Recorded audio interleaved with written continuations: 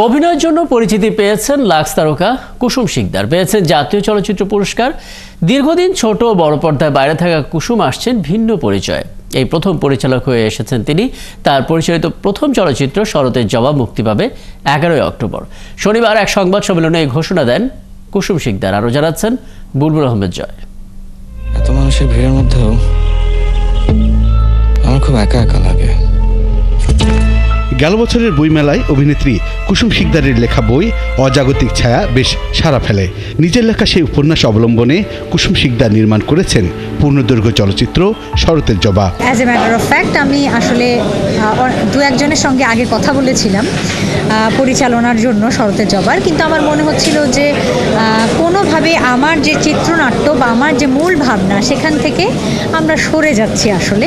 তো সেই জন্যে আমি ভাবছিলাম যে ওনাদেরকে দিয়ে করালে হয়তো আমার যে চিন্তাটা, আমি যেটা দেখছি, আমার যে ভিশনটা, সেটা একটু হলেও সরে যাচ্ছে।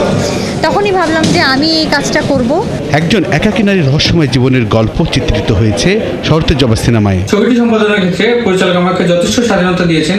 আমিও চেষ্টা করেছি আমার সাধ্যমতো সুন্দর করে গল্পটি বলার। ছবিটিতে একটি অসম প্রেমের কাহিনী রয়েছে, ছবিটিতে 3টি সুন্দর গান রয়েছে। আশা করছি ছবিটি আপনাদের ভালো লাগবে, আপনারা অবশ্যই হলে গিয়ে দেখবেন। সাইকোলজিক্যাল থ্রিলার গল্পের এই সিনেমাটির পরিচালনার পাশাপাশি এর চিত্রনাট্য করেছেন তিনি নিজেই। এছাড়া সিনেমাটির প্রধান চরিত্রে অভিনয় করেছেন তিনি। আমি সারা জীবনই খুবই রিস্ক নেওয়া একজন সাহসী মানুষ। এটা আমার কাছের মানুষজন সবাই জানে। আমি সহজ রাস্তা কখনোই বেছে নিইনি, সহজ কাজ আমি কখনোই করিনি। তবে হ্যাঁ, আমার সঙ্গে আমার সৃষ্টিকর্তা সবসময় ছিল, আমার পরিবার ছিল। আমি কিছুটা ব্লেসড, আমি কিছুটা লাকি। লম্বা বিরতির পর শরতের জবাব সিনেমার মাধ্যমে বড় পর্দায় ফিরছেন জনপ্রিয় অভিনেতা জিতু আহসান। এছাড়া এই সিনেমায় রিয়েল লাইফের পিতা পুত্র নরেশ ভূঁইয়া এবং ইয়াস সোহানকে দেখা যাবে দুটি গুরুত্বপূর্ণ চরিত্রে।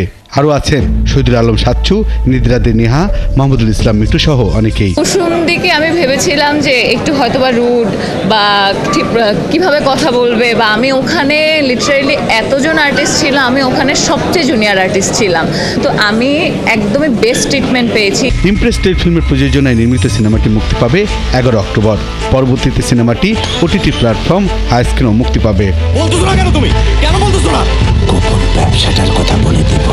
বুলবুল আহমেদ জয়, 71, ঢাকা।